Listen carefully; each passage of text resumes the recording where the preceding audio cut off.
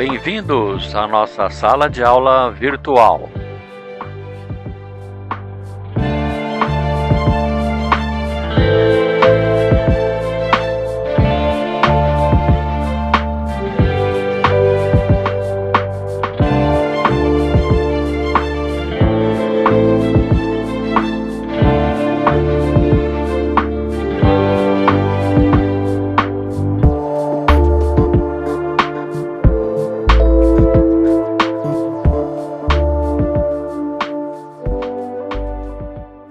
Traço, proporções e consumo de materiais. Em cada fase da obra, usamos diferentes proporções de aglomerante, cimento e cal, e agregados, areia e pedra, cujo objetivo pode visar resistência, fechamento ou acabamento. Então é necessário analisar as variáveis e explorar melhor o assunto. É fácil imaginar que quando você tem uma ideia excelente, projeto, ou uma ideia a ser executada, sempre vai aparecer aquela pergunta inevitável: quanto eu vou gastar para fazer? Então, a ideia, por melhor que seja, uma ideia maravilhosa, um projeto maravilhoso, sempre vem essa pergunta inevitável.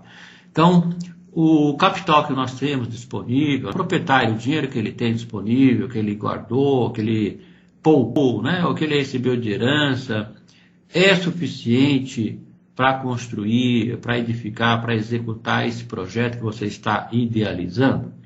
Então, nós só podemos resolver essa questão, dar essa resposta, se nós fizermos a quantificação dos materiais. Então, eu tenho que estabelecer quantidade de materiais.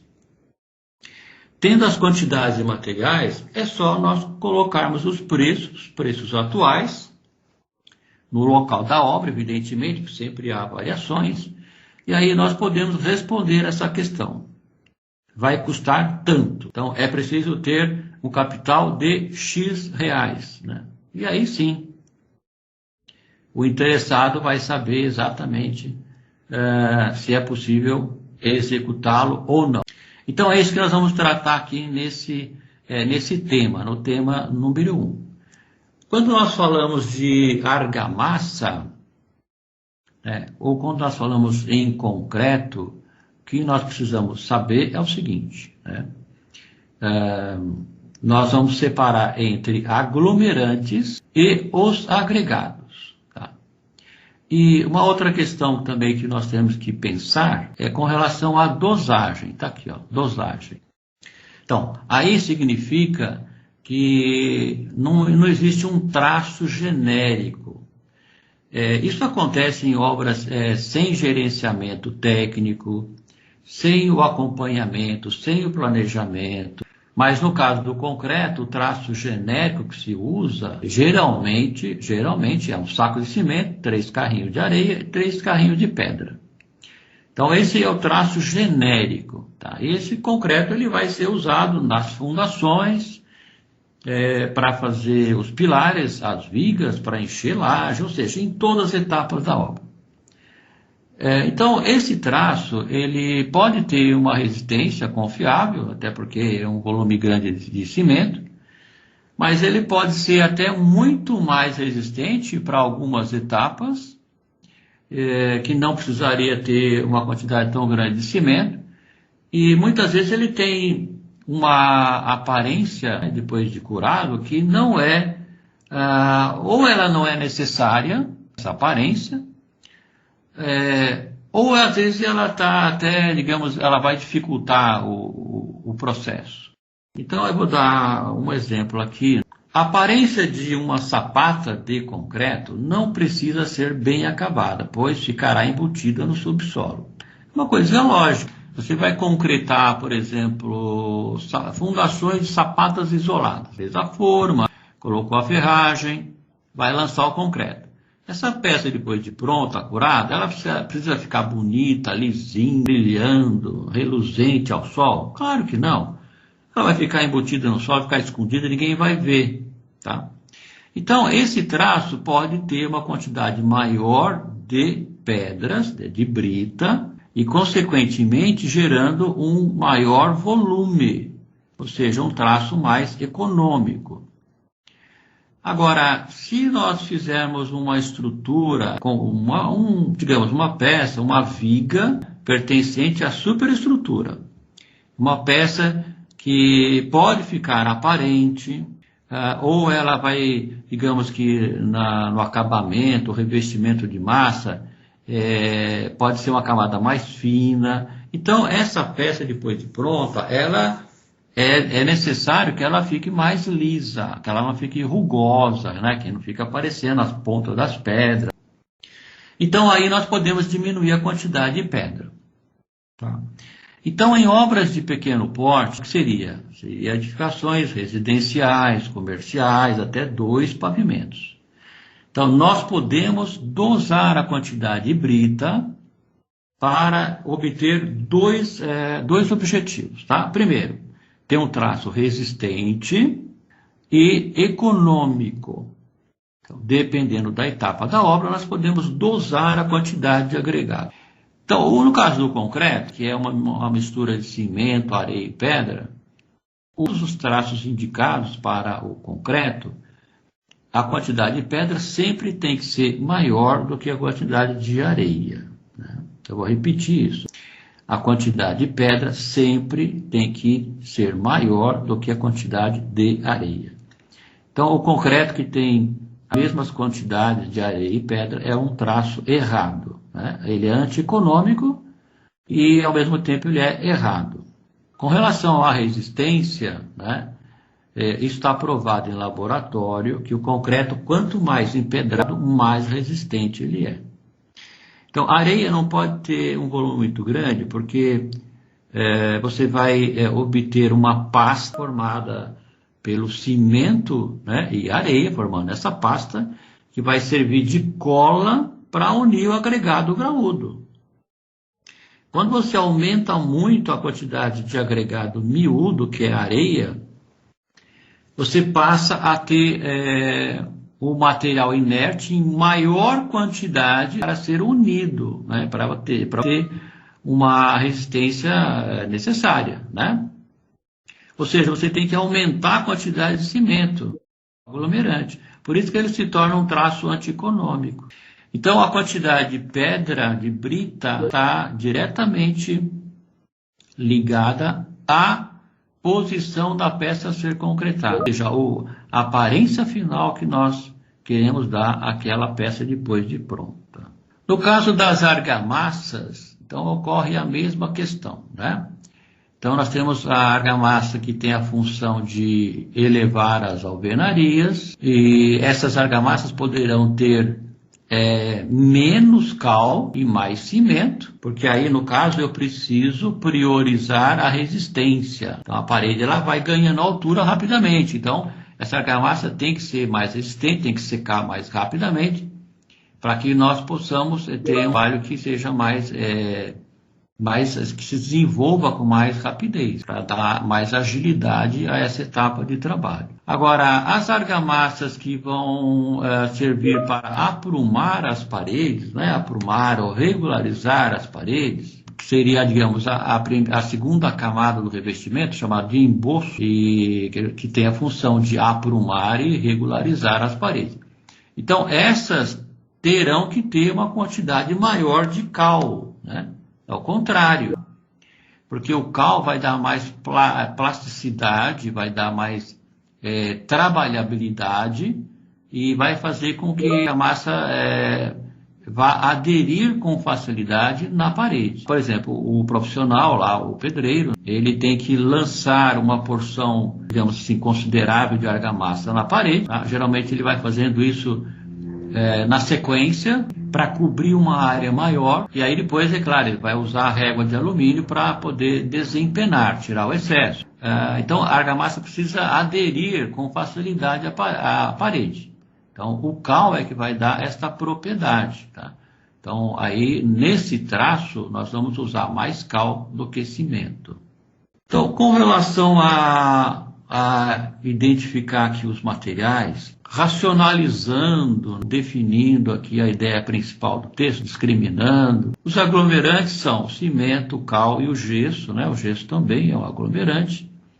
Os agregados, temos areia, e aí nós temos uma divisão, uma discriminação com relação ao diâmetro das partículas. Nós vamos distinguir entre areia fina, areia média e areia grossa.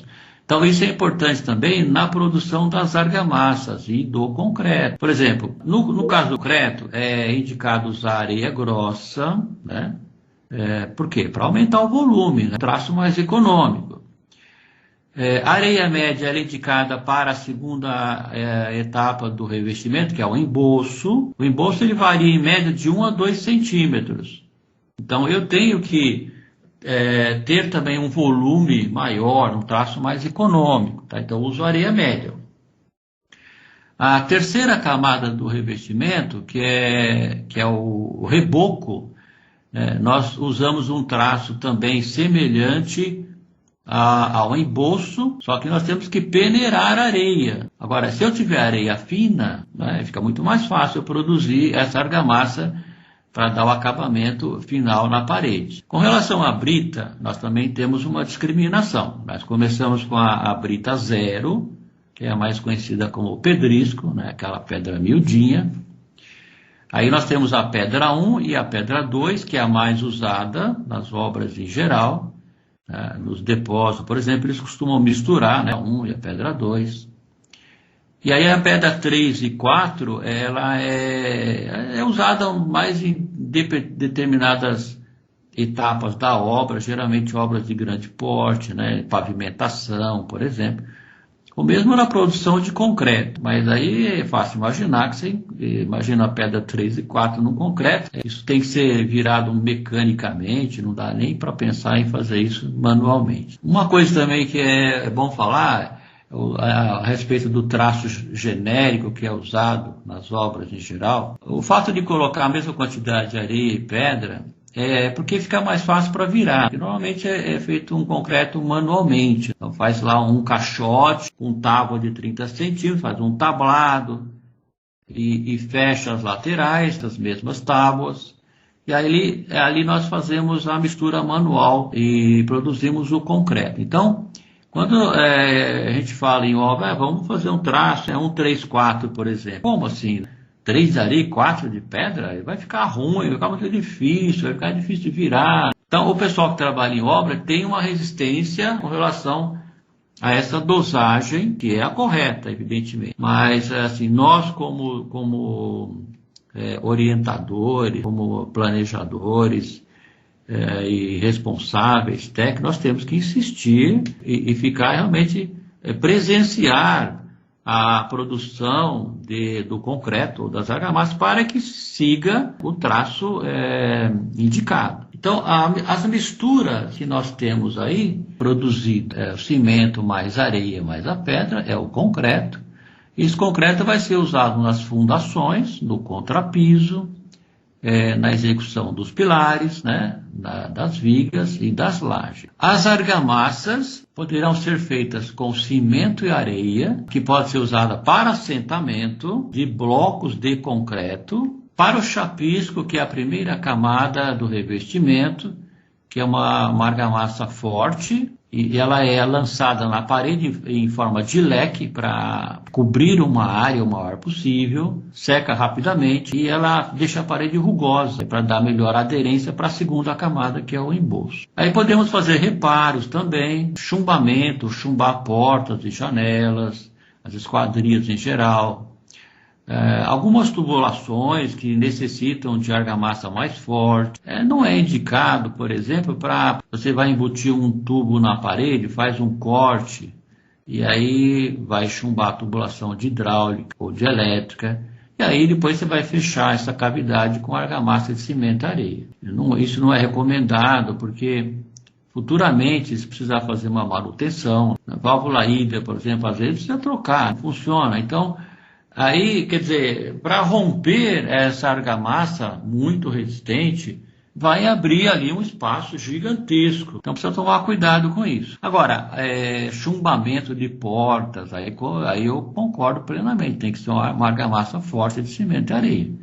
Tá? Que porta pode bater com o vento, então, janela também. Agora, cimento, cal e areia, nós usamos para assentamento de blocos e tijolos, para o embolso, a segunda camada do revestimento, e para o reboco, a terceira camada do revestimento. Na produção do concreto, nós temos duas modalidades. Então, o concreto ele pode ser produzido mecanicamente ou manualmente. Manualmente eu vou virar o material, aquele espaço lá destinado à produção de concreto, argamassa, um caixote, lá, um tablado na própria obra. Posso usar betoneira também, pode ser alugado betoneira, vamos produzir o concreto, argamassa, etc. E tal. E aí eu posso também usar o concreto usinado, que é muito comum hoje em dia para enchimento de laje.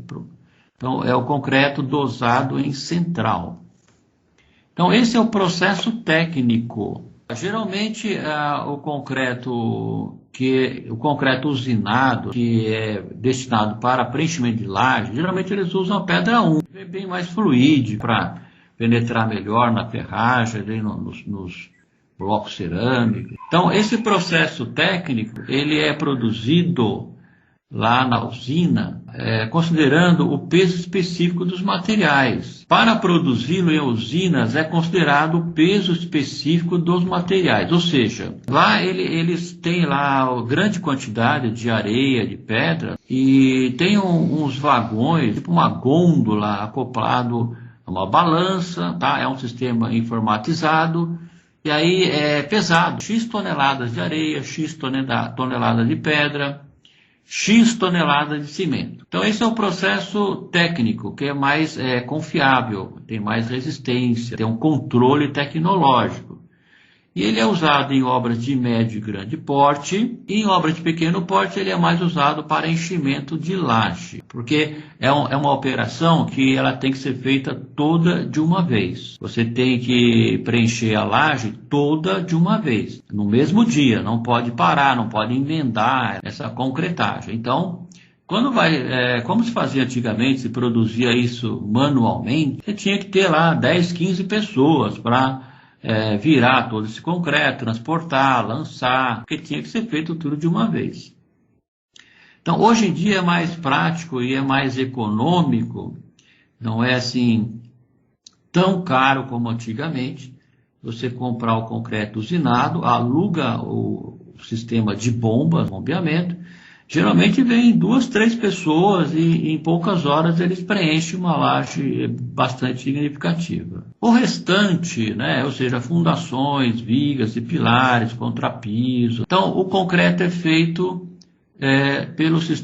pelo processo prático. O processo prático, ele é amplamente utilizado nas obras de pequeno porte, por uma razão muito simples, nós não temos como pesar esses materiais, a areia e a pedra, não existe balança disponível. Nós sabemos apenas o peso do cimento, que é 50 quilos por saco. Então o processo prático, ele considera, ou tem como fundamento o volume das formas. Então é fácil imaginar, se nós temos um projeto arquitetônico, podemos também ter um projeto estrutural, definindo todas as peças, os elementos estruturais, as vigas, os pilares, as fundações.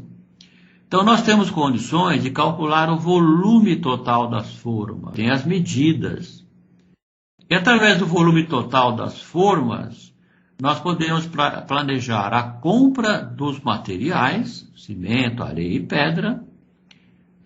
Podemos planejar a execução dessas etapas separadamente. Por exemplo, eu vou produzir concreto para executar as fundações. Vamos preencher formas de sapatas isoladas. Então, eu sei, por esse método, a quantidade de materiais que nós temos que ter disponível. Tá? Essa é a grande vantagem de nós usarmos esse sistema. E a outra questão seria o custo. Então, se eu posso determinar as quantidades de material, eu posso saber o custo dessa etapa da obra, de qualquer outra ou da obra inteira, na sua totalidade.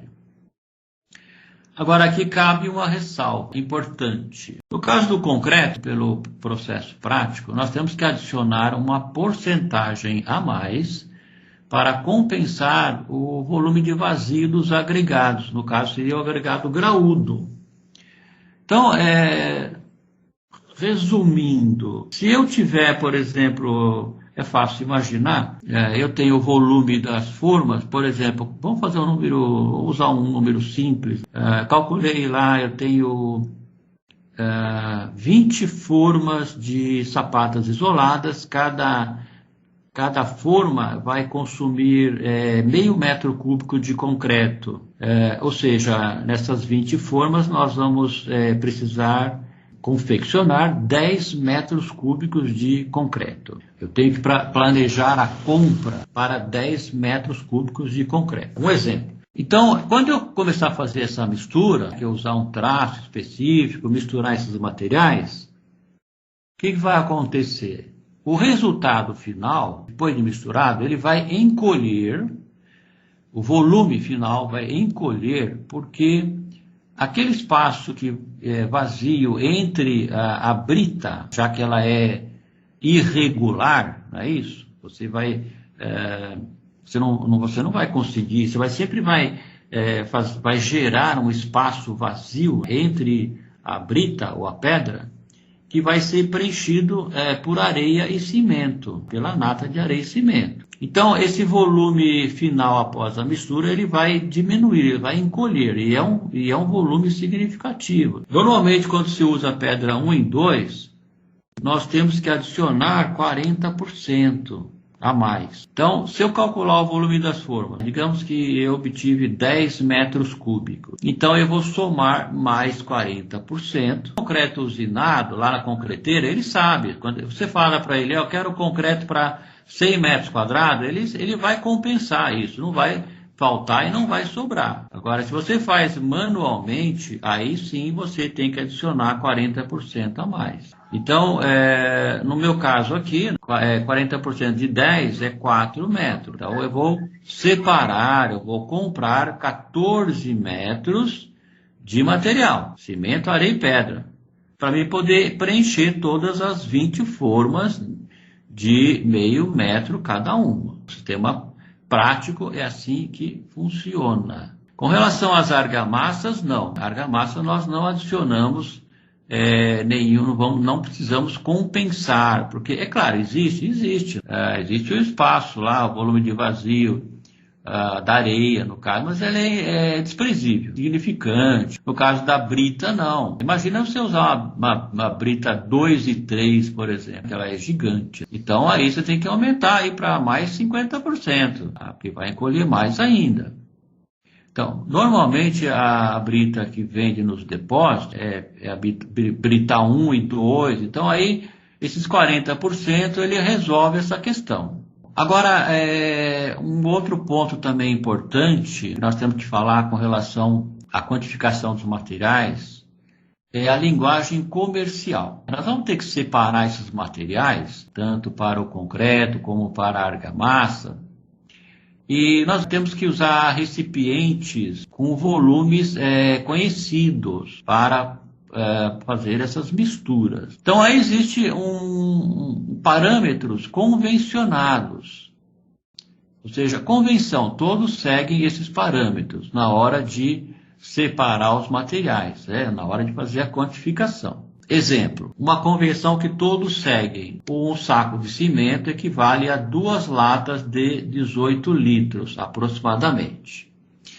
Então, todos sabem, né, que, por exemplo, tinta, massa corrida, ela é vendida em latas de 18 litros. Então, nós usamos esse recipiente como sendo o padrão. E no caso do cal, o saco de cal, que tem aproximadamente 20 quilos, equivale a uma lata de 18 litros. Um saco de cimento eu consigo encher 2 latas e um saco de cal eu consigo encher uma lata de 18 litros. Muito importante guardar isso. Então, na preparação do concreto, manualmente, vai existir 2 situações dentro do canteiro de obras onde nós vamos ter um material longe do local da mistura e próximo. Por exemplo, eu tenho lá o local da mistura, que geralmente fica na frente, porque está próximo do relógio da água. Se eu for usar a betoneira, eu vou ter que ter energia, ou seja, a entrada de luz também. Agora, o material, o box com areia e pedra, pode estar no fundo do terreno. Então, existe lá esse trânsito até chegar ao local da mistura. Então, isso pode ser feito da seguinte forma. Então, existe um outro consenso que 3 pás enche uma lata de 18 litros. 3 pás enche uma lata de 18 litros. E um carrinho de mão equivale a 4 latas de 18 litros. Esses seriam os parâmetros que nós vamos usar aqui na nossa quantificação. Então, por exemplo, eu vou preparar uma macieira de concreto no traço 1:2:3. Uma parte de cimento, 2 partes de areia, 3 partes de pedra. Tá? Então, se eu vou usar a lata como referência, seria uma lata de cimento, 2 latas de areia, 3 latas de pedra. Só que essa mistura aqui, se eu usar somente esse total em latas, então eu somando aqui 1 mais 2, 3, mais 3, 6, são 6 latas de mistura. Ou seja, é um volume pequeno de concreto. Se eu precisar encher várias formas, eu tenho que fazer isso muitas vezes. Isso vai atrasar o trabalho. Mas se eu usar esses critérios aqui, nós podemos fazer um volume maior de mistura de concreto usando essa mesma proporção. Por exemplo, 2 sacos de cimento. 2 sacos de cimento, se um saco equivale a 2 latas, então 2 sacos equivalem a 4 latas de cimento. Então, quanto nós teríamos que trazer de areia e pedra se o material estivesse longe, usando o carrinho de mão? Simples, seriam 2 carrinhos de mão, de areia, e 3 carrinhos de pedra. Se o material estiver próximo, está do lado do local da mistura, nós podemos usar a pá para agilizar o processo. Nesse caso, nós vamos contar 24 pás de areia e 36 pás de pedra. É bom esclarecer que esse método não é preciso, podendo variar quanto à resistência e deve ser usado somente em obras de pequeno porte. É o processo prático, não é o processo técnico. Nós temos aqui também um quadro que mostra os traços principais conforme as etapas de trabalho, para deixar mais claro aqui como que funciona a dosagem, ou seja, a nomenclatura, a identificação dos materiais, quando se fala em traço, tanto de concreto como para argamassas também. Então, no caso do concreto, por exemplo, o concreto usado com o traço 1:2:3, nós temos que obedecer sempre esta ordem. O primeiro número é sempre o cimento, que é o referencial. O segundo valor sempre será a areia e o terceiro sempre será a pedra.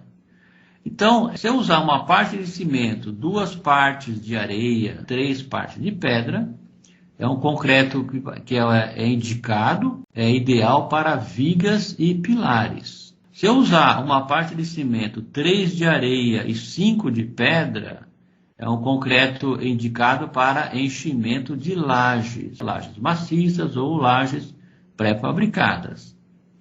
Se eu quiser um traço econômico para regularizações, fundo de vala, montagem de formas de sapatas isoladas, montagem de sapata corrida, sapatas de concreto, é o traço 1:4:8. Esse traço ele não tem resistência, ele apenas serve para regularização, fundo. Então, existem outros traços, 1:3:4, 1:2,5:4. E na apostila nós temos mais sugestões, dependendo da etapa de trabalho. Tudo isso é para mostrar que o traço genérico, ele além de ser antieconômico, ele não tem, digamos assim, um resultado esperado. Além de ser antieconômico, ou seja, você vai gastar muito cimento e às vezes não precisando, ou às vezes vai gastar de menos, tá? Ou seja, vai correr o risco, ele não é indicado. Então o traço, a dosagem, ela deve seguir esse padrão aqui, conforme a atividade que nós vamos usar lá na nossa obra. O mesmo vale para a argamassa. Então, a argamassa de cimento, cal e areia, por exemplo, uma parte de cimento, 2 de cal, 9 de areia. É indicada para o embolso, seria o revestimento, e o reboco. A argamassa no traço, uma parte de cimento, meia de cal e 8 de areia, é indicada para assentamento de blocos e tijolos. A argamassa de cimento e areia, uma parte de cimento, 3 de areia, é indicada para o chapisco ou impermeabilizações, principalmente em sapatas corridas, cistos de alvenaria que devem ser impermeabilizados com essa argamassa de cimento e areia e adição de vedacite. Traço, uma parte de cimento, 5 partes de areia, é ideal, é indicado para pisos em geral, pisos cimentados, camadas preparatórias sobre contrapiso de concreto. Então, por exemplo, um contrapiso no traço 134 de concreto, para regularizar ou para dar caimento na parte interna do imóvel. Aí fazemos uma camada de 3 centímetros de cimento e areia, no traço 1,5, para deixar a superfície lisa, plana, para assentamento de cerâmica, por exemplo, dando-se um cimento cola, ou aplicação de carpete, ou aplicação de um piso laminado, e assim por diante. E aí na nossa apostila de traço, nós temos um exercício resolvido. Então eu considerei aqui as peças soltas, peças que constituem um edifício, ou seja, sapatas, pilares, vigas, paredes. E aí eu fiz uma resolução aqui, um passo a passo, para a quantificação dos materiais para o concreto e para as argamassas. Então, primeiramente, nós determinamos aqui os materiais para o concreto, calculando o volume das formas. E para ter um volume mais significativo, nós consideramos 10 peças de cada. 10 sapatas, 10 vigas e 10 pilares. Então, o mecanismo para descobrir as quantidades, qual o mecanismo principal que nós usamos, o processo, como se dá? Nós temos que ter um volume total de concreto e vamos dividir pelo volume do traço. Se eu vou ter que estabelecer um traço, como nesse caso aqui. Bom, primeiramente, de posse ou sabendo do volume total das formas, nós vamos somar esses volumes das peças, e aí tendo o volume total de concreto, nós vamos adicionar 40%, como foi feito aqui, multipliquei por 1,4, que é a mesma coisa, e então o volume total é 13,44 metros cúbicos, é volume. O volume total que nós temos aqui, nós vamos dividir pelo volume do traço. O traço, no caso aqui, é 1 para 2 para 3. Traço 1 para 2 para 3. O volume do traço é a quantidade de latas, considerando a lata de 18 litros. Então, o volume total em litros será 108 litros. O volume de concreto, já compensado com os 40%, nós vamos transformar em litros. Então, nós temos aqui o volume em metro cúbico e multiplico por 1000 e acho o resultado em litros. Então, eu faço a divisão, litro por litro. 13.440 dividido por 108 litros. Então, vamos achar aqui o número de maceiras, ou seja, a quantidade de mistura com um total de 6 latas, seria cada macieira seria um traço, 1 para 2 para 3. Uma lata de cimento, 2 de areia, 3 de pedra. Então, 124,5 maceiras. Nós sempre consideramos de meia em meia maceiras. Conforme as casas que nós encontrarmos depois da vírgula, eu posso arredondar para cima ou para baixo. Após o cálculo do número de maceiras, nós vamos achar as quantidades de materiais em latas. Por exemplo, aqui, ó, o traço é 1 para 2 para 3. Então, ó, 124 vezes o número de maceiras, vezes uma lata de cimento, 124,5 latas de cimento. 124,5 vezes 2, que é 2 latas de areia, cada maceira. Então, 249 latas de areia. 124,5 maceiras vezes 3 latas de pedra, 373,5 latas de pedra. Depois, nós vamos usar aquela convenção, né, que nós já falamos anteriormente, porque o cimento ele é vendido em sacos, né, ele não é vendido em latas. Então, a convenção que nós seguimos é que um saco de cimento ele equivale a 2 latas. Né? Então, ó, transformar latas em sacos para o cimento. 2 latas equivale a um saco. Né? Se um saco preenche 2 latas, então o número de latas, né, eu vou dividir por 2 para achar um número de sacos. Isso é importante. Nesta fase não há arredondamentos. Então, as fases intermediárias, porque nós estamos considerando aqui o gasto de cimento para a produção de concreto, né? Mas nós vamos gastar o cimento, vamos usá-lo também para as argamassas, não é isso? Ou para as etapas de elevação da parede, né? Os revestimentos. Então, nas fases intermediárias não há arredondamentos. Nós consideramos 2 casas após a vírgula, no máximo, e não fazemos arredondamentos, tá? Então, aqui, ó. 124,5 latas, dividido por 2, 62,25 sacos. Mantenho esse número aqui, não faço arredondamento. É claro que eu não vou comprar isso, tem que comprar sacos inteiros.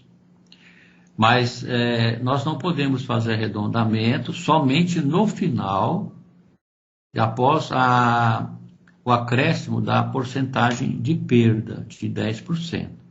Aí sim arredondamos para sacos inteiros, que aí seria o volume que vai ser comprado. Agora, no caso das latas de areia e pedra, como que vai acontecer isso? Então, nós encontramos lá o número de latas, 249 latas de areia. Aí é necessário fazer transformações. Primeiramente, vamos transformar em litros, porque cada lata tem 18 litros.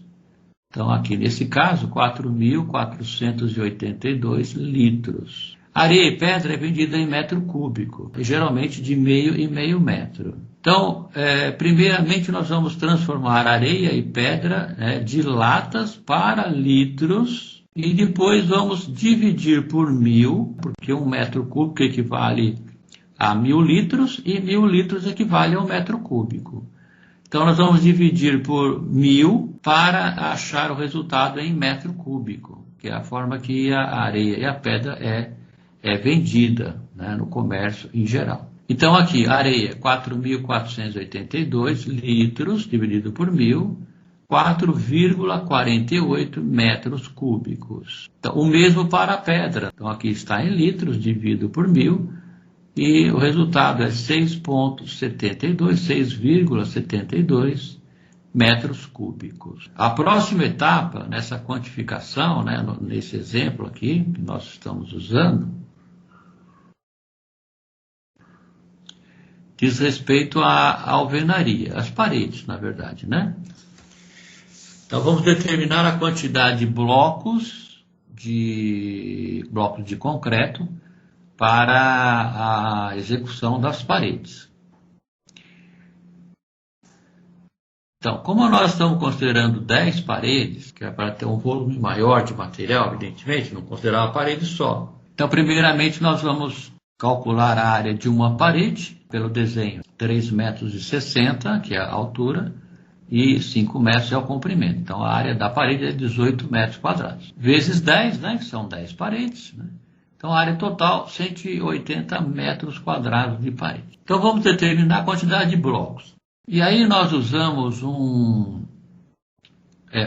assim como nós usamos também aquela convenção em relação à separação dos materiais, ao recipiente padrão, que é a lata de 18 litros, carrinho de mão e a pá, nós usamos os dados para quantificar segundo o TCPO, que é uma publicação da editora Pini, um material de consulta, de pesquisa, que serve para quantificações na construção civil.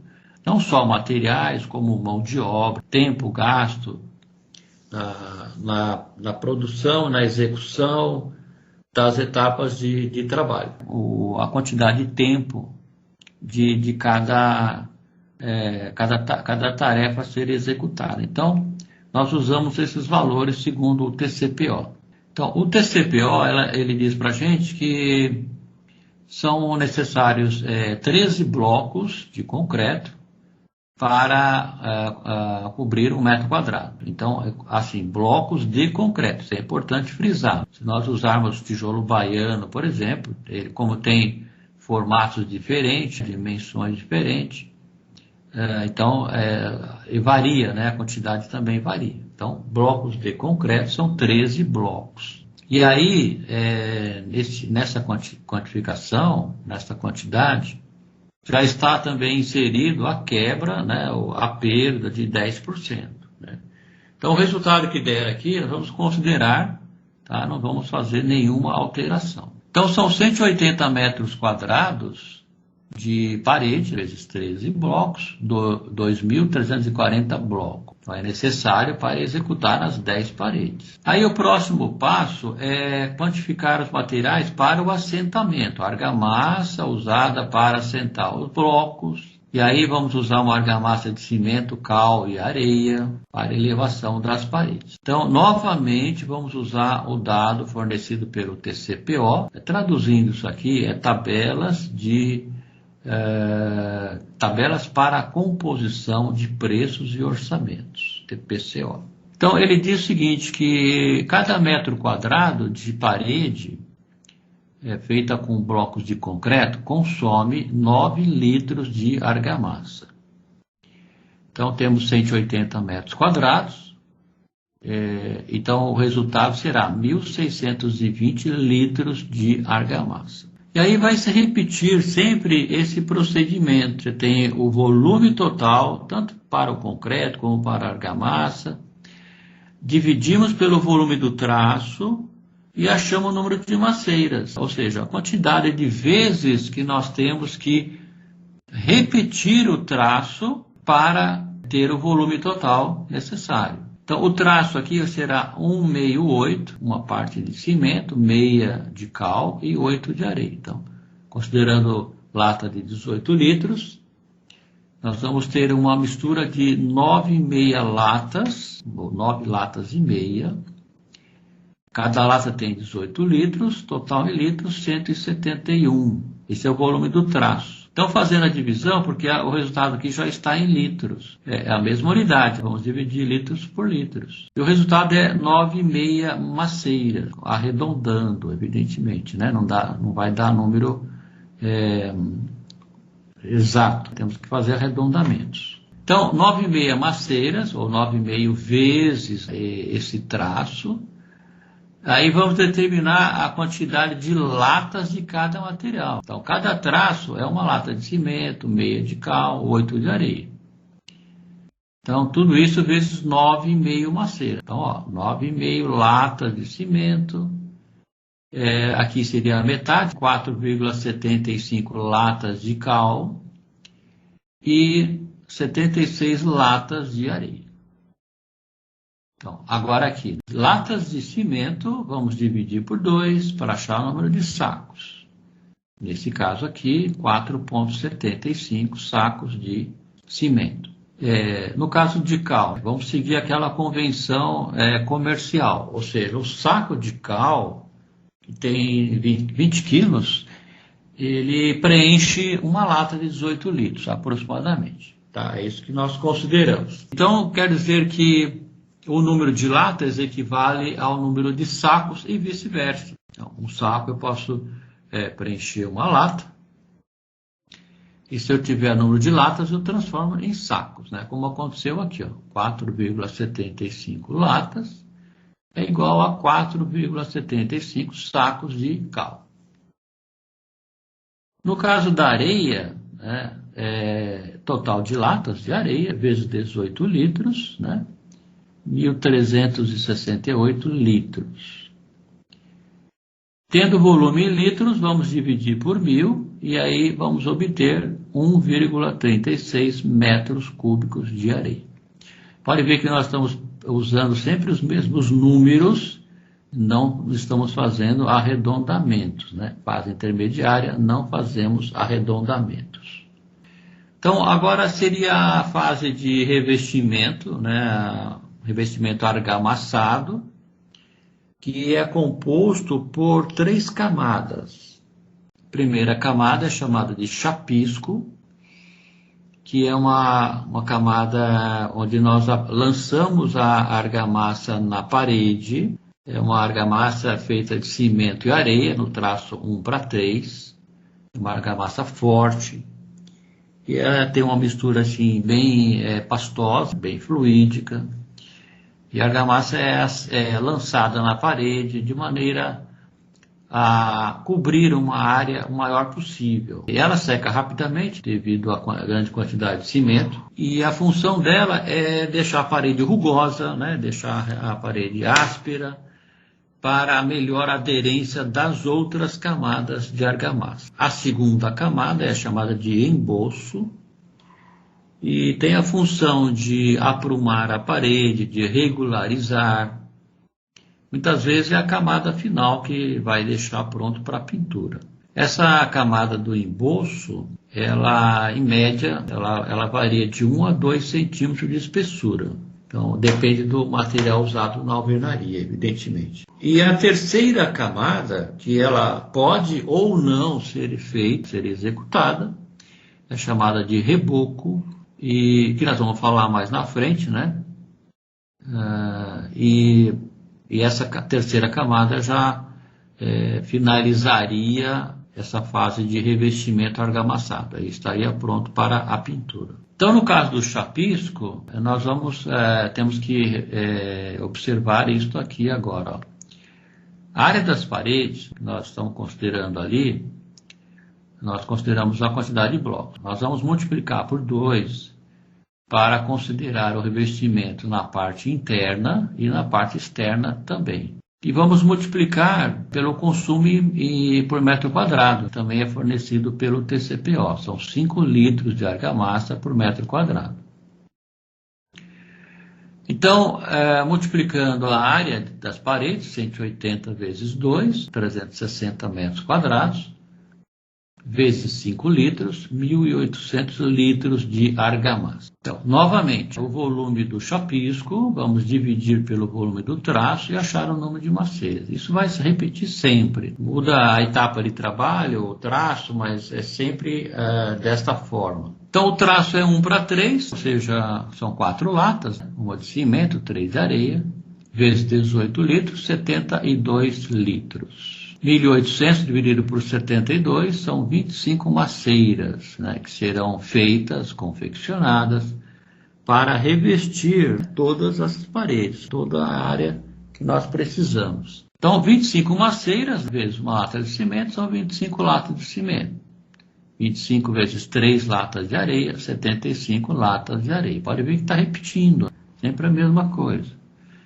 Então, número de latas de cimento dividido por 2 é o número de sacos de cimento. E o número de latas de areia vezes 18 litros, né, total em litros. Depois dividimos por 1.000 e determinamos aqui o volume em metro cúbico para a areia. Aí chegamos na segunda camada do revestimento argamassado, conhecido como emboço. Então, o emboço é uma argamassa feita de cimento, cal e areia. Qual é a diferença desse traço em relação à argamassa usada para elevação da parede? A argamassa do emboço, ela tem mais cal do que cimento, Por dois motivos. Um seria para baratear mais, já que o cal é mais barato que o cimento, e o cal também é um aglomerante. Então, é claro, ele vai secar mais vagarosamente, demora mais para secar, não tão rápido quanto o cimento. Mas o cal vai permitir à argamassa uma propriedade chamada de trabalhabilidade, né? Ou seja, a argamassa vai ficar mais pastosa, ela vai aderir facilmente à parede, já que ela vai ter que ser lançada em grande quantidade e vai cobrir uma área bem grande, que depois ela vai ser desempenada com a régua de alumínio, e ela tem uma espessura maior, pode variar de 1 a 2 centímetros. Então, essa facilidade para essa operação vai ser proporcionada pelo uso do cal na mistura. Então, o traço que nós usamos é 1:2:9, parte de cimento, 2 de cal e 9 de areia. Então, a área total do revestimento, que nós consideramos lá no item anterior, são 180 metros, 360 metros quadrados, 180 vezes 2, 360 metros quadrados. E aí vamos multiplicar pela espessura da argamassa, que no caso de blocos de concreto, a espessura média é 1 centímetro. Então, transformamos aqui em metros, dividir por 100, e vamos multiplicar metro quadrado por metro, né? O resultado é metro cubo, né? 3,6 metros cúbicos de argamassa. Bom, aí nós vamos transformar o volume que está em metro cúbico em litros, ou seja, multiplicar por 1000. Isso vai resultar em 3.600 litros. Aí voltamos ao procedimento convencional. Volume total do embolso dividido pelo volume do traço.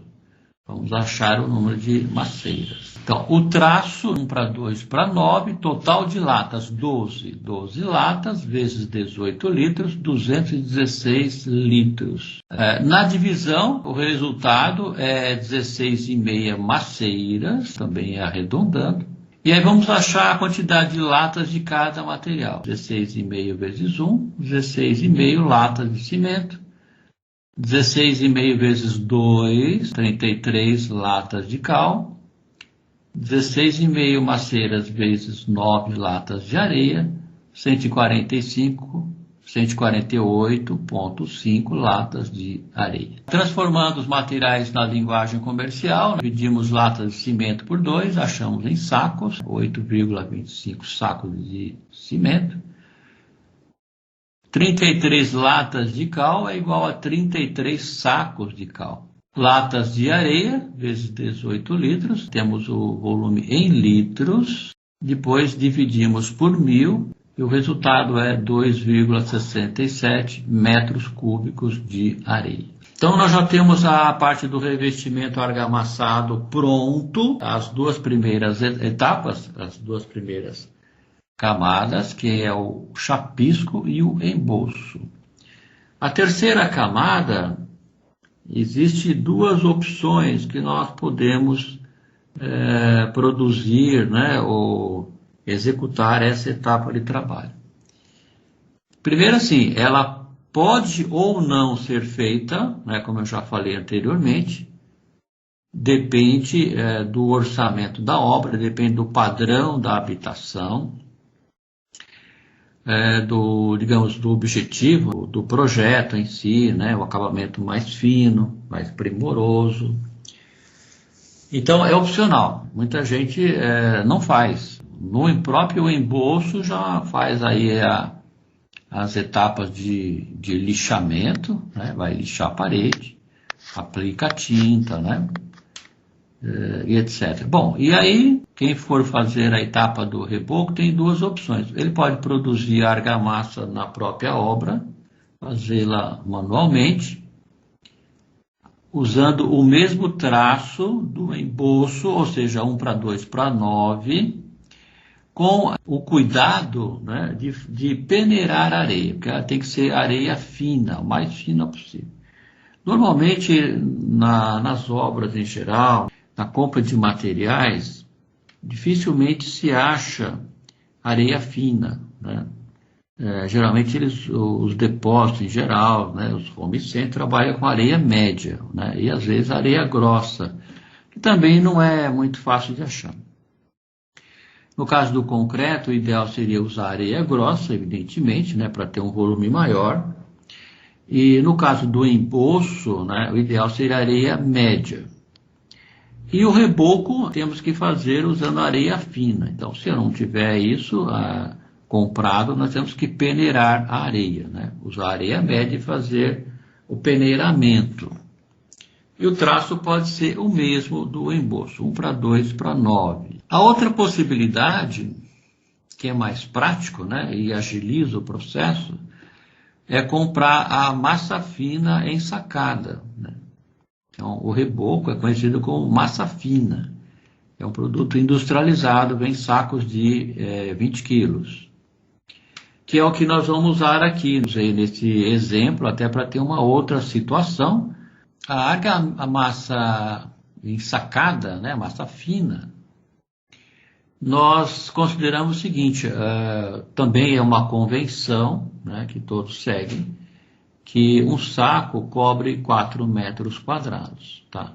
Então, o consumo por metro quadrado vai ser 0,25 saco, né? Ou seja, um quarto, né? Um quarto do saco por metro quadrado. Então, é isso que nós vamos considerar. Área total, 360 metros quadrados, vezes 0,25. O resultado será 90 sacos. Então, são 90 sacos de massa fina. Então, a pintura fase final, nós vamos considerar aqui também. Então, normalmente, nós temos que considerar 2 demãos de pintura. Tá? Qualquer revestimento argamassado, novo, né, novo, temos que considerar 2 demãos de pintura. A gente não está considerando aqui, mas também é bom prever isso, nesse caso, toda a parede nova, argamassa nova, recém-executada, não se deve aplicar a pintura diretamente sobre essa parede, essa argamassa nova, né? Temos que aplicar um selador. Então, é um produto que serve para selar os poros, para tornar impermeável, né? E para que a parede não vá absorver muito a tinta principal, a tinta de acabamento, certo?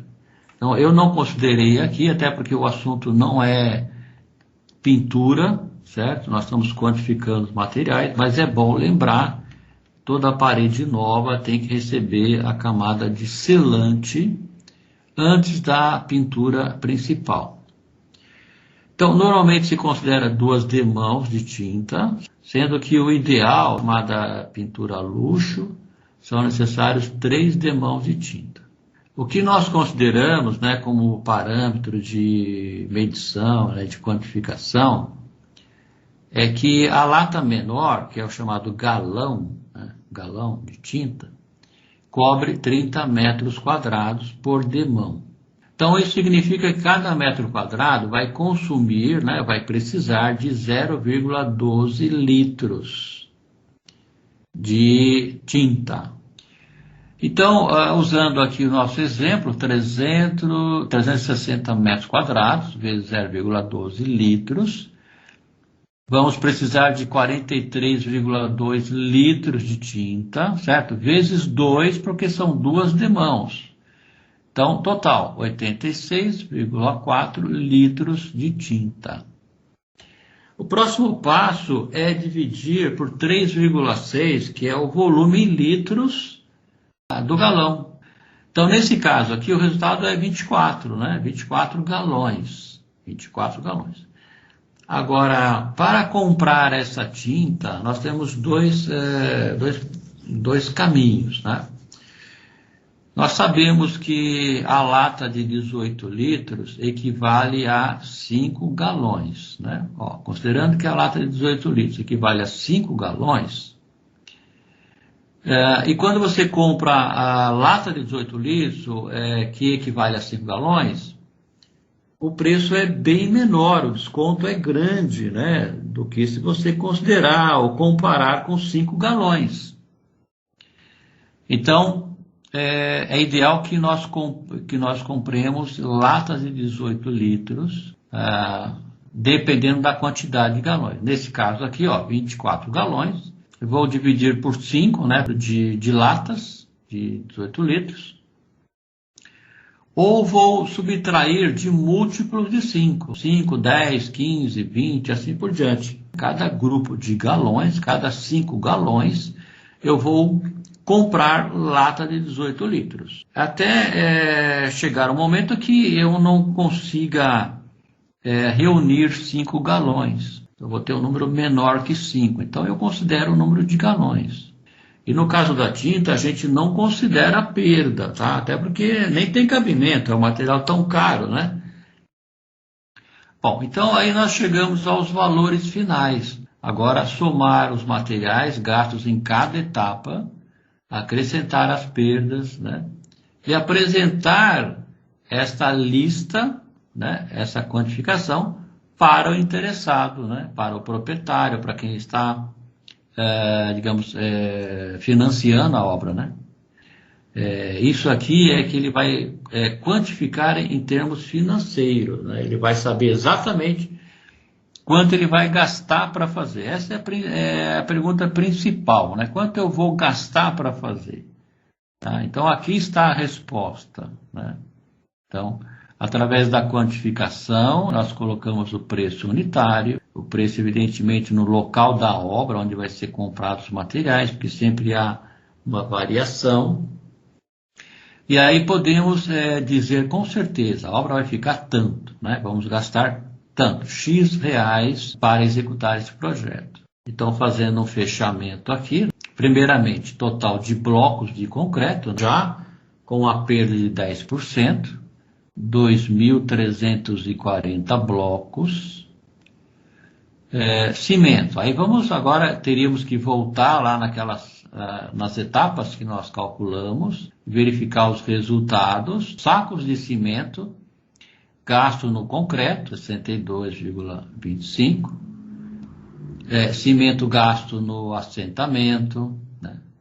E cimento gasto no chapisco, no embolso. Aí somamos essa quantidade total de sacos de cimento, acrescentamos 10% de perda, isso é de praxe, isso é normal em construção civil.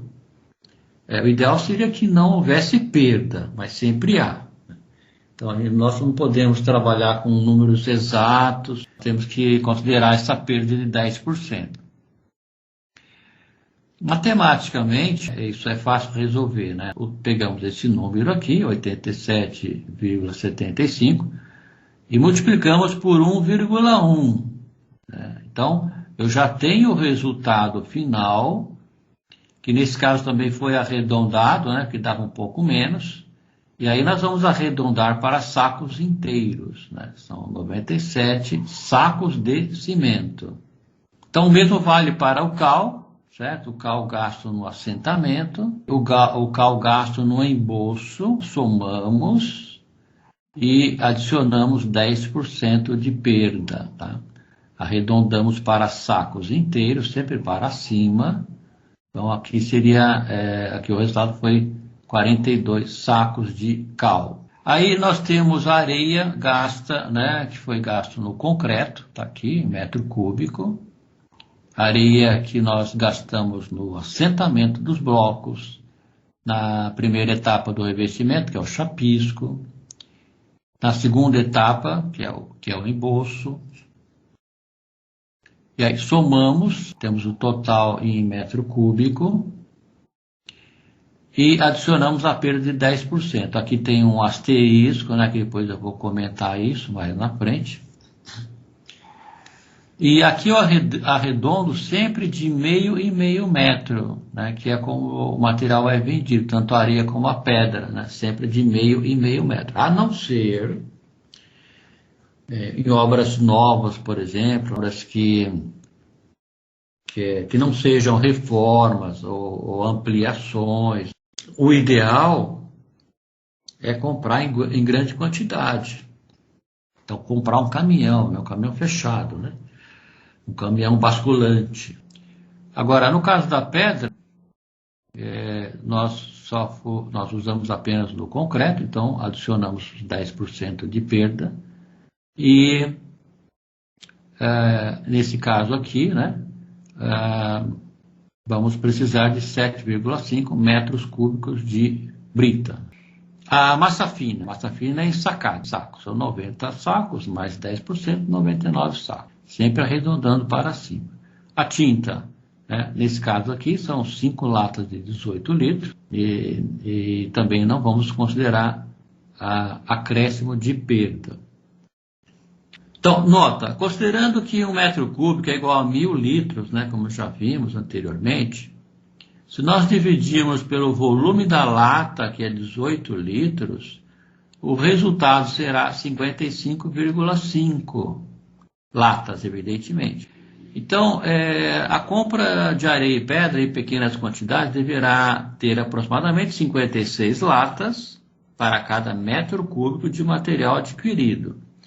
Então, assim, nós consideramos a perda de 10%. Se a compra vier em caminhões, aí a caçamba deverá ser medida para ter seu volume conhecido.